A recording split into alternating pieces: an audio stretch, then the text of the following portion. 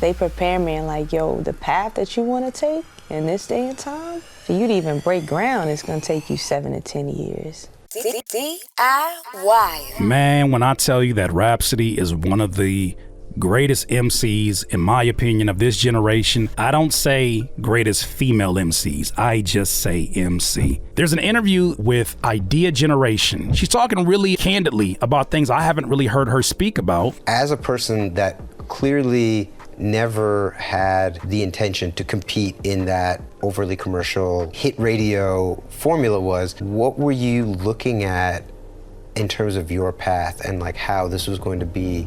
Like, what was your plan around sustaining yourself?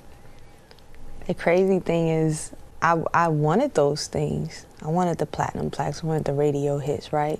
But I wanted them how I knew them when I grew up, you know, watching Lauryn Hill get all those Grammys, you know, seeing, you know, Queen Latifah's success, you know, with UNITY, things like that. Like, that idea of that not existing for me still, you know, I would see like it was a ringtone era and, you know, I saw it, but there was still this belief in me like, nah, there's still space for this. Somebody has to want this. It's got to be the most relatable thing that I've heard from her in an interview before. I think we all, at least those of us who fully embrace our independence, it's funny how many that I meet that have a very similar story, in that as you came into this industry, you had a certain POV, a certain point of view of what things might be. You had a certain prediction of, all right, at this stage, when I'm this age, this is when I'm going to meet so-and-so, or this is how I'm going to, you know, make my way. Maybe when I do this show, I'll get seen, somebody will sign me, and all these elaborate visions of what the future would hold. As we started to get closer and closer, we started to recognize that everything that shines ain't gold.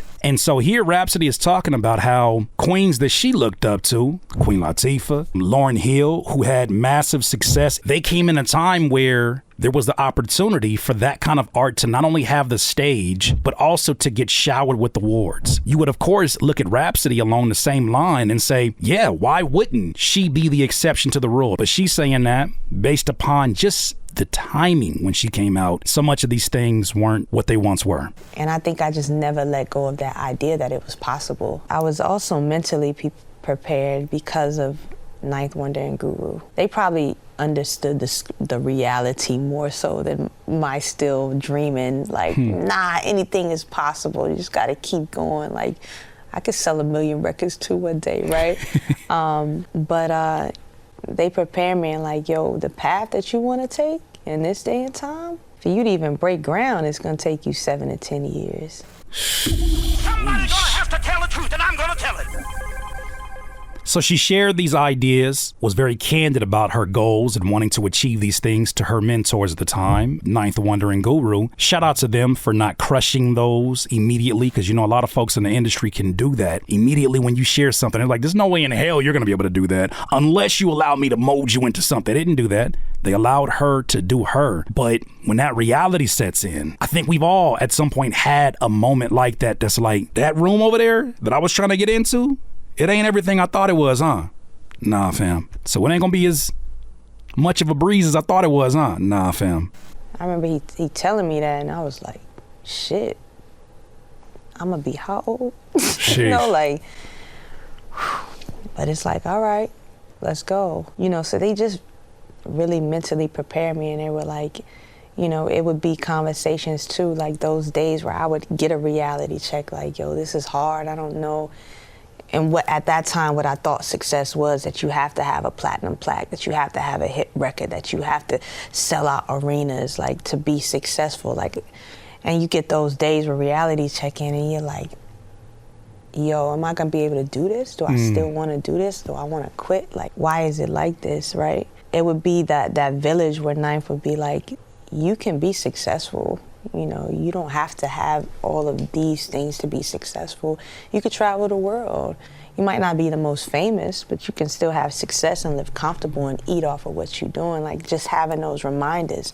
And even the talk of like, I mean, yeah, you can make these kind of records. You can do what everybody else is doing, but you're gonna be chasing that for the rest of your life. Shout out to Ninth. That's some solid advice. They gave her an estimation that if she wanted to go that route, they could provide the lane to make that happen. Of course, between Guru and Ninth, who do they not have relationships with that can make these things happen? Who can they not get on a record with her to make these things happen, especially if she's playing the quote unquote industry game? But they told her, they said, our estimation is about 7 years is going to take you to even just break the surface. As she started to come to grips with maybe that's not the route I want to go, Ninth sat with her and said, look, maybe it's time perhaps to change your vision of what success is. Success is not just, and this is me paraphrasing, what the industry tells you that success is, via through Grammys, via through, whatever accolades and whatever milestones that people reach. Because a lot of these things are man-made. A lot of these titles and pieces of metal were created by somebody else,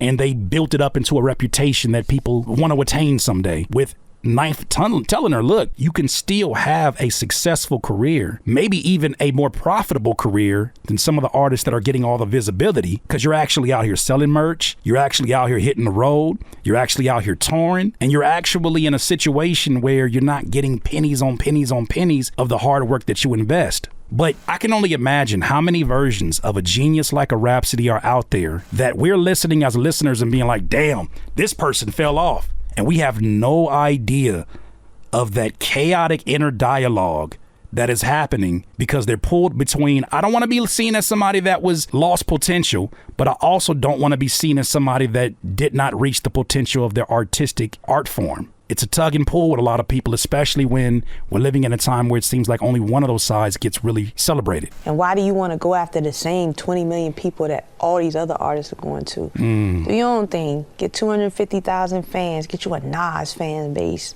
Even if it's not as big as Nas, but where no matter what you put out, you got these fans forever and they're always going to feed you. I love that point. There's a video circulating from Lawrence of 1500. He has this theory about if you want to make a hit song, it has to be 40 words or less. 40 words or less. The reason why I say do 40 words or less because it forces you to write songs for the general masses. Right. You got to write songs for people that don't speak English overseas. So it's a secret. It's either staccato or legato. Staccato is choppy.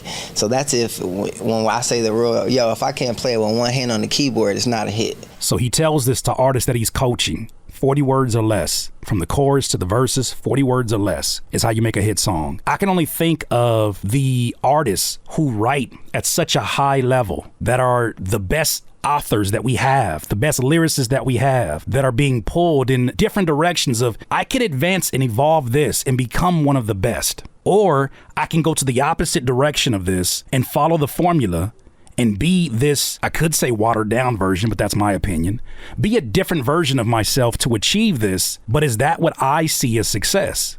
Well, when you're dealing with folks who don't know themselves, when you're dealing with folks who weren't as blessed as a Rhapsody to have a tribe around her that said, no matter who you are or who you're not, you're ours and we love you. Like that means everything. To have a creative community around you that supports you and that says, you don't care what the Grammys say about you. You dope to us. You're dope to your tribe. The thing I do not want to be missed upon y'all who are in this same category. I put myself in a category. I really love my art and I treat my art serious as a heart attack. Do not let it be lost upon you that the artists that are not having to cancel their tours are the artists who are the Nas's, the artists that are the legendary hip-hop acts. Is a reason why that has so much evergreen value even now in 2023 versus artists who are more relevant, have more visibility. There's a reason those artists are selling the way they are. 20 years from now, I predict, especially with the direction of the industry, it's going to be the same thing. If you got so many genius writers who are aggressively going in the direction of dumbing shit down, are they not seeing what's going on and knowing that history repeats itself and that when it's our time to be OGs in this game, super OGs, that's the music that people will still want to gravitate towards? All I'm saying is don't kill your genius because that could be a detriment to your future. So it was kind of,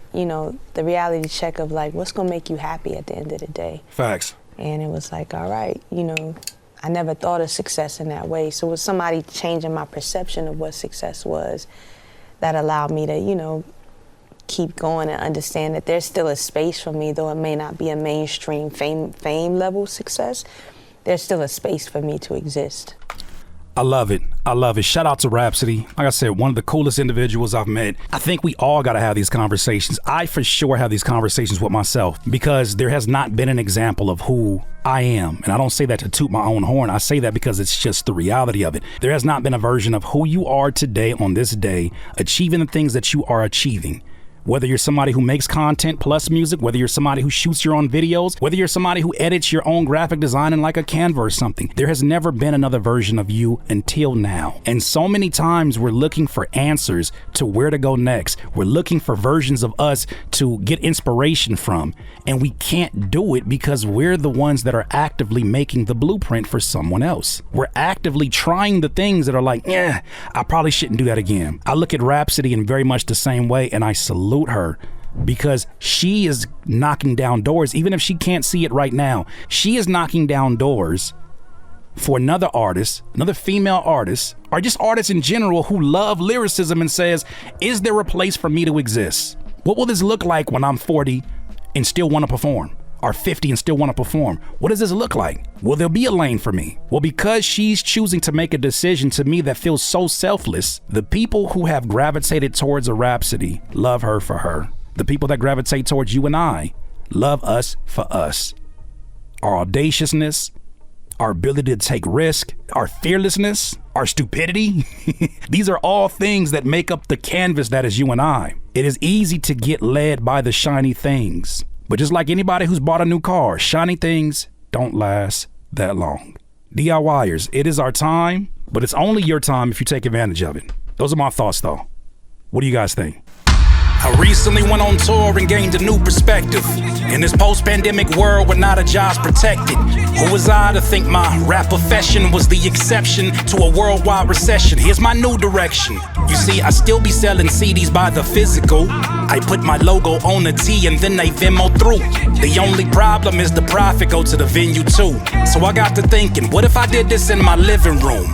The inspiration came to me from Thursday and La Russell, just independent artists that's redefining the hustle. Like piece together the puzzle, I'm redesigning this place. Like right there can be the stage, or light it and set a date that you can watch me. Right there in the comfort of your home, no overpriced drinks or parking and towing zones, or openers on a show rapping all night long. Turn my songs into a movie, you can watch it from your phone, that's how you broadcast. This is DIY, let's make a podcast. Well, it seems about right. You see, the very same room I do interviews anytime. Now, why would I want to sign when I am the co-sign without a staff? I automated and OBS and OBSing. I'm hoping you finally get the message. It's finally feeling leveled. The time we live in is special. I know it can be so stressful, but the devil is a lie. We are DIYers.